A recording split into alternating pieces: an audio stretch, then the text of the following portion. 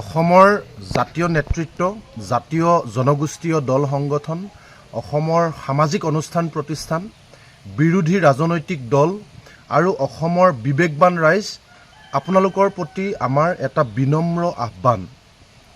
আমি সকলোৱে জানো যে এই সময়খিনিত অসমত তিনিটা অতি গুৰুত্বপূৰ্ণ বিষয়ক লৈ অসমৰ সৰ্বস্তৰ ৰাইজ সজাগ হৈ আছে আৰু সকলো ৰাজপথলৈ ওলাই আহিছে। মূল বিষয়টো হৈছে শিৱসাগৰৰ জিমি দাসৰ বিক্ষিপ্ত ঘটনাটোক লৈ আৰম্ভ হোৱা অসমৰ এটা দীৰ্ঘদিনীয়া মূল সমস্যা যে অসমৰ থলুৱা মানুহৰ হাতত ভূমি অধিকাৰ থাকিব লাগিব। আৰু অসমৰ জাতীয় জীৱনৰ আটাইতকৈ গুৰুত্বপূৰ্ণ সমস্যাটোৱে হৈছে যিটো আমি কৃষক মুক্তি সংগ্ৰাম সমিতি আজি ২৫ বছৰে কৈ আহিছিলোঁ যে অসমীয়া জাতি ৰক্ষা হ'বলৈ হ'লে অসমৰ থলুৱা মানুহৰ হাতত ভূমি থাকিব লাগিব। গতিকে আমাৰ ভূমিসমূহ যিহেতু বহিৰাগতই বিভিন্ন সময়ত নগৰ অঞ্চলতে হওক বা ৰাষ্ট্ৰীয় ৰাজ্যিক ঘাইপথৰ দুয়ো কাষেই হওক বা আটাইতকৈ মূল্যৱান ভূমিসমূহ যে অসমীয়া মানুহৰ হাতৰ পৰা গৈ আছে, এই কথাটোক লৈ সাংঘাতিক ধৰণৰ এটা সজাগতা সৃষ্টি হৈছে। গতিকে এই বিষয়টো এটা গুৰুত্বপূৰ্ণ বিষয়। দ্বিতীয় বিষয়টো হৈছে যে চাৰিওফালে মূল্য বৃদ্ধি, মানুহ কুঙা হৈ থকাৰ সময়তে স্মাৰ্ট মিটাৰৰ জৰিয়তে বিদ্যুৎ বিভাগ APDCL অসম চৰকাৰে সাংঘাতিক ধৰণে লুণ্ঠন চলাইছে। চৰকাৰে যিমানেই এই আন্দোলনক স্থিমিত কৰিবলৈ চেষ্টা কৰিছে, যিমানেই আশ্বাস দিছে, কিন্তু কোনো আশ্বস্তই কোনো পলিচিয়ে তেওঁলোকৰ কাম কৰা নাই, কাৰণ সৰ্বস্তৰৰ সাধাৰণ ৰাইজ ওলাই আহিছে। আৰু তৃতীয় বিষয়টো হৈছে এই দুয়োটা বিষয়ক লৈ অসমৰ ৰাইজ জাগ্ৰত হৈ থকাৰ সময়তে, আন্দোলিত হৈ থকাৰ সময়তে ধিঙৰ যি দশম শ্ৰেণীৰ ছাত্ৰীগৰাকীক তিনিটাকৈ নৰপিশাচে যিধৰণে পৈশাচিকভাৱে তেওঁৰ ওপৰত ধৰ্ষণ কাণ্ড চলালে, তাৰ বিৰুদ্ধে সৰ্বস্তৰ ৰাইজ ওলাই আহিছে।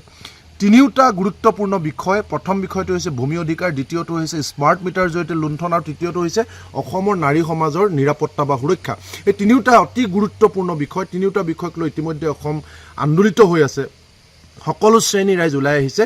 কিন্তু আমাৰ ৰাইজৰ প্ৰতি এটা বিনম্ৰ আহ্বান যে, কাৰণ আমি দেখিছোঁ যে এই মূল প্ৰথম যি দুটা বিষয়, ভূমি অধিকাৰ বিষয়, স্মাৰ্ট মিটাৰ বিষয়, এই বিষয় দুটাক তল পেলাবৰ কাৰণে চতুৰ মুখ্যমন্ত্ৰীগৰাকীয়ে এই শেহতীয়া ধিঙৰ বিষয়টোক লৈ গোটেই আন্দোলন বা গোটেই সমাজখনক কেৱল মিয়াৰ বিৰুদ্ধে সংগ্ৰাম এই বিষয়টোতে সীমাবদ্ধ কৰিব বিচাৰিছে।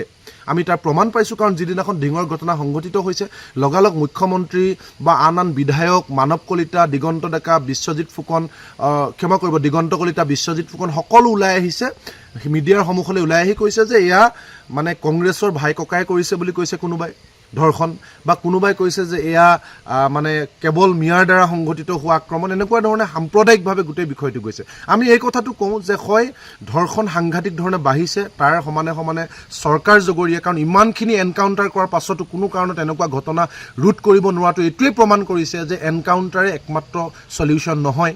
দ্বিতীয়তে, যদি বিশেষ সম্প্ৰদায়ৰ মাজত এই ধৰণৰ যদি টেণ্ডেঞ্চি আছে, তেতিয়াহ'লে তাক লৈও আলাপ আলোচনা হওক, তাক লৈও কথা বতৰা হওক, তাক লৈ আন্দোলন হওক, এইটো আমাৰ ক'বলগীয়া নাই। কিন্তু মূল দুটা বিষয়, সামাজিক বিষয়ে, অসমৰ জাতীয় প্ৰশ্ন, ভূমি অধিকাৰ বিষয়ে আৰু স্মাৰ্ট মিটাৰৰ দৰে সমাজখন কুঙা কৰি পেলোৱা, অৰ্থনৈতিকভাৱে লুটি পেলোৱা যিটো বিষয়, এই দুয়োটা বিষয়ক তল পেলাবৰ কাৰণে কিন্তু কৌশলগতভাৱে অসম চৰকাৰে, মুখ্যমন্ত্ৰীয়ে হিমন্ত বিশ্ব শৰ্মা ডাঙৰীয়াৰ নেতৃত্বত সাংঘাতিক ধৰণেৰে এই কেৱল ধিঙৰ ঘটনাটোক লৈ মিয়াৰ বিৰুদ্ধে সংগ্ৰাম, আমাৰ বহিৰাগতৰ বিৰুদ্ধে বা আমাৰ ভূমি অধিকাৰক লৈ বিষয় এতিয়া কেৱল মিয়াৰ বিৰুদ্ধে হৈ পৰিছে, আৰু স্মাৰ্ট মিটাৰৰ বিষয়টো তল পেলাই কেৱল মিয়াৰ বিৰুদ্ধে সংগ্ৰাম হৈ পৰিছে। এই বিষয়টোৱে কিন্তু অসমীয়া জাতিটোক সাংঘাতিক ধৰণে ক্ষতি কৰিব। ইয়াৰ আগতো আমি এনেকুৱা ডাইভাৰ্ট কৰা বিভিন্ন বিষয় দেখিছিলোঁ চতুৰ মুখ্যমন্ত্ৰীগৰাকীৰ নেতৃত্বত। গতিকে আমি বিনম্ৰভাৱে আহ্বান জনাইছোঁ আৰু আমি উদ্বেগ প্ৰকাশ কৰিছোঁ যে এই শিৱসাগৰৰ ঘটনাক লৈ জড়িত একাংশ দল সংগঠনেও এতিয়া কিন্তু পৰহিলৈকে বহিৰাগতৰ বিৰুদ্ধে, ভূমি অধিকাৰ বিৰুদ্ধে দপদপাই থকা দল সংগঠনৰ একাংশ নেতৃত্বয়ো হয়তো তেওঁলোকৰ অপৰিপক্কতা, অন্যথা তেওঁলোকে নাজানাকৈয়ে কিন্তু এতিয়া মিয়া বিচাৰি মিয়াৰ বিৰুদ্ধেহে তেওঁলোকে সোচ্চাৰ হৈছে, গৰজি উঠিছে সংবাদ মাধ্যমত। কিন্তু প্ৰথম দুটা বিষয় যেন তল পেলাইছে আৰু মুখ্যমন্ত্ৰীয়ে পতা জালখনত যেন আমি ভৰি দিছোঁ। গতিকে আমাৰ জাতীয় নেতৃত্ব, অসমৰ ৰাইজ, বিবেকবান ৰাইজ, সকলো ৰাইজৰ প্ৰতি বিনম্ৰ আহ্বান। তিনিওটা বিষয় গুৰুত্বপূৰ্ণ বিষয়, গতিকে তিনিওটা বিষয় আমি সমানে আগবঢ়াই নিব লাগিব। ভূমি অধিকাৰ বিষয়, স্মাৰ্ট মিটাৰ বিষয় আৰু অসমৰ নাৰী সমাজৰ সুৰক্ষা, তিনিওটা বিষয়, এটা বিষয় যাতে আমি চৰকাৰৰ ছত্ৰছায়াত, চৰকাৰে পতা জালত ভৰি দি মূল বিষয়সমূহ যাতে তল পেলাই এটা মাত্ৰ বিষয়ত যাতে আমি কনচেনট্ৰেট নকৰোঁ, তাৰ কাৰণে আমি বিনম্ৰভাৱে আহ্বান জনাইছোঁ।